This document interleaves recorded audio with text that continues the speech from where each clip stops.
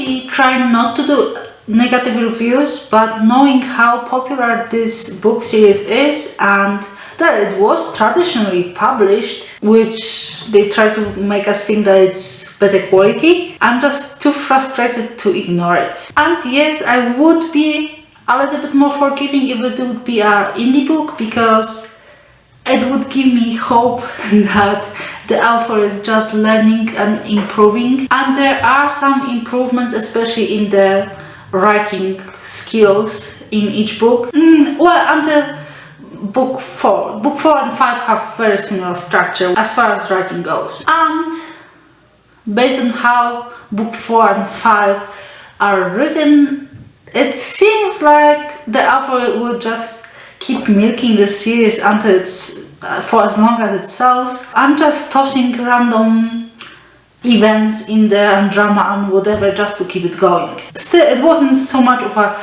rage read, but more of a read of disappointment. They're not bad books, but they're not good either. I thought I didn't come with a lot of expectations, but I did expect a little bit more from what is probably right now the most popular kids series. The main focus and what makes it the most different from other Magic Academy books, that makes the first book different from the Magic Academy books.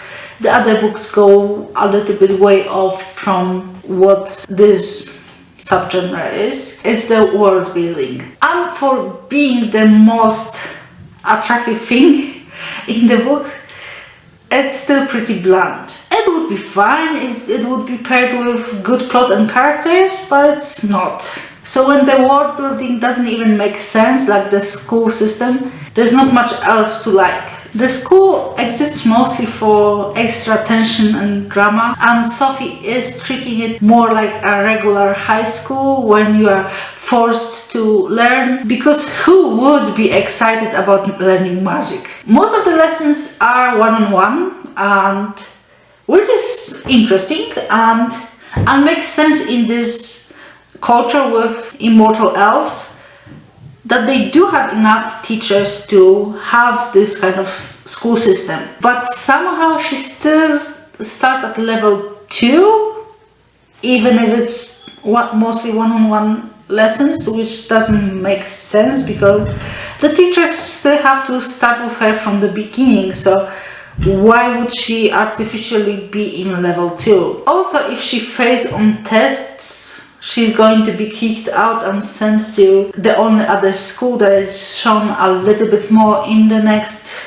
books. And it's not even described as the same in those books. In this first book, it's more of a place for kids without talent, which also doesn't make sense because she does have the talent. And in the later book, it's more of like school for criminals, and in the first book is taught like, yes, book for talentless and like for failures, that you can only scoop mammoth poop after graduating from that other school, which also doesn't make sense in this world building because we are shown various jobs and businesses that the people who graduated from that other school are in. So it's very inconsistent and just made to loom over her that, oh, it's such a terrible thing if you end up there. And then when they visit in the later book, it is like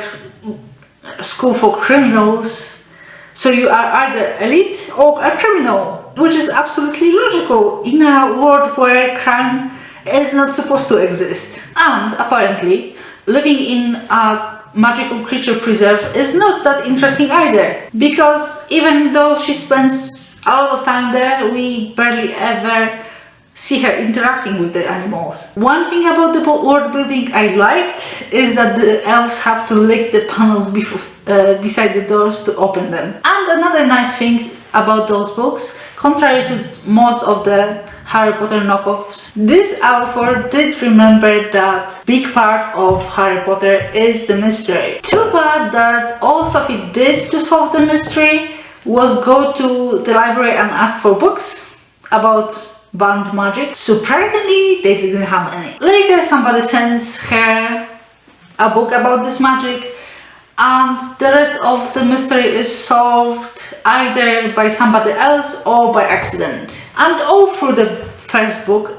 Sophie is very passive. I think that apart from asking for the book, all she took action on is to ask her friends to tutor her. And all other interactions, including friendships, are made by the other people. Other people befriend her, other people choose her to be their enemy, and everything is happening to her. So no wonder that it feels like nothing is happening in this book. Apart from that, she is quite the Mary Sue, with a few flaws and skills that she's not very good at thrown in, but they don't ever hinder her in any important way, so that hardly matters. Also, she makes lots of stupid choices, but the author at least tried to mitigate this by Sophie realizing from time to time, oh, this is stupid, or I did something stupid, and trying to figure out how to fix it. All of the characters in the first book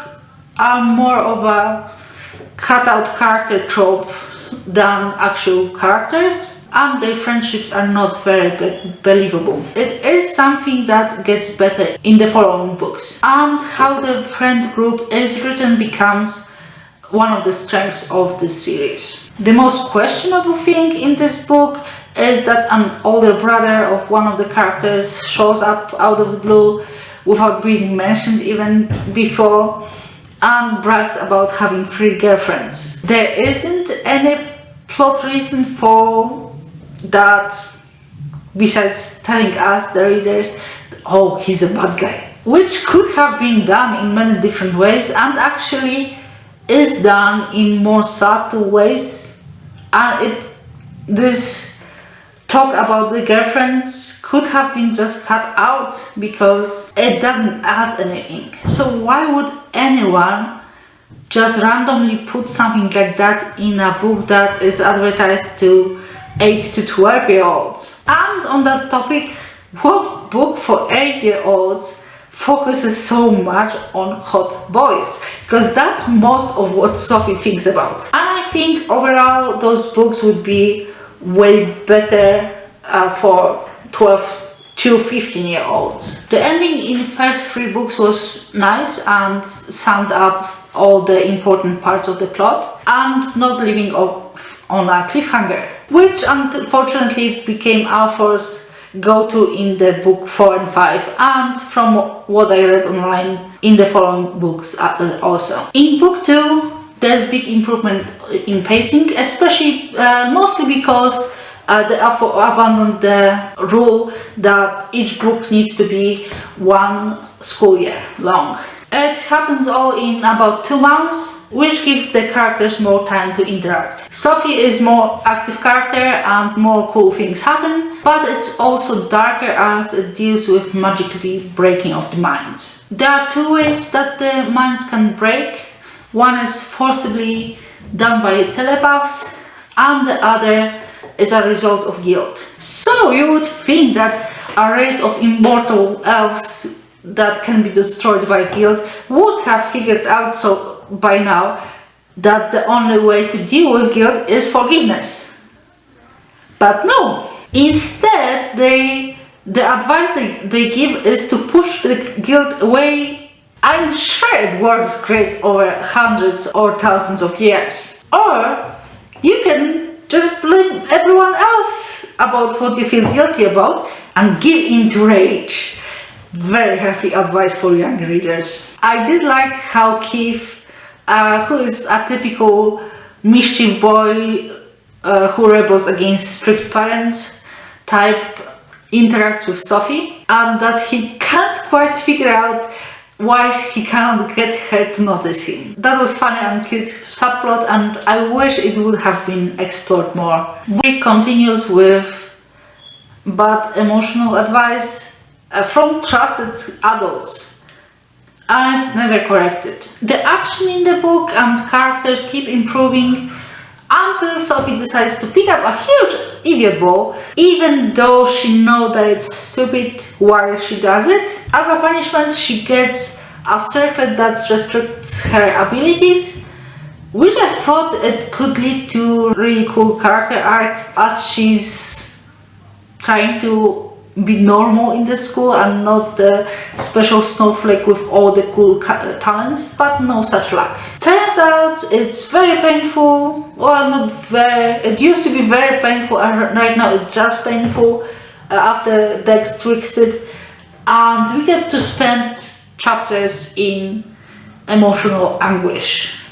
Yay! At this point I got so frustrated with the book that I noticed my real life behavior becoming worse, like less patient and antsy.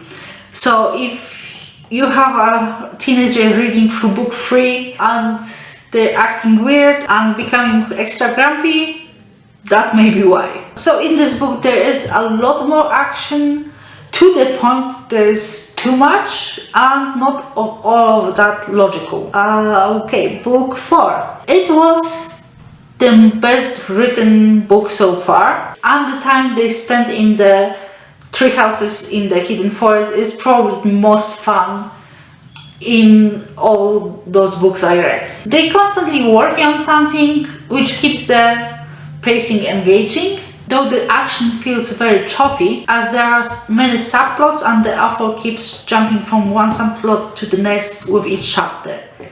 So it seems that there's never much progress on any of them. The subplot I cared most about from the previous books, the rescuing and healing of Prentice, was treated as an afterthought even by the main characters, which is inconsistent with how they thought and acted in the previous books. And the quest they chose to focus on while whining about having to prepare to rescue Prentice, even after it's been accidentally concluded, I can't understand why it was important. Kinda useful, yeah, but not more so than healing Prentice. The bad emotional advice continues, but it doesn't have such prominent place as in book 2 and 3, so I could just roll my eyes and keep going. And the ending of this book is very frustrating cliffhanger.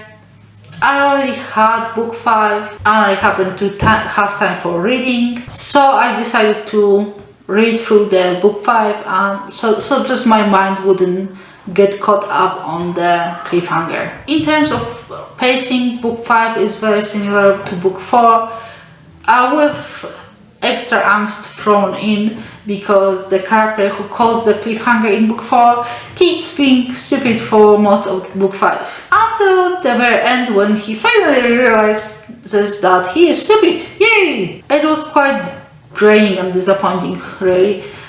And even though both in book 4 and book 5 characters accomplish some things, the bad guys keep winning.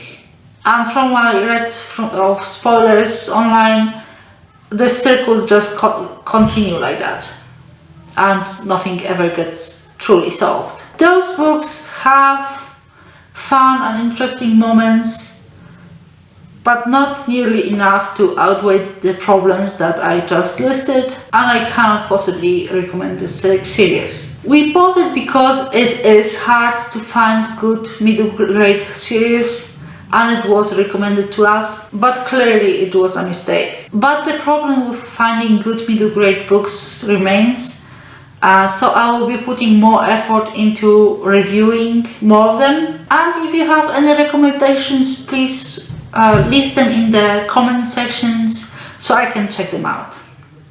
Thank you for watching, see you next time.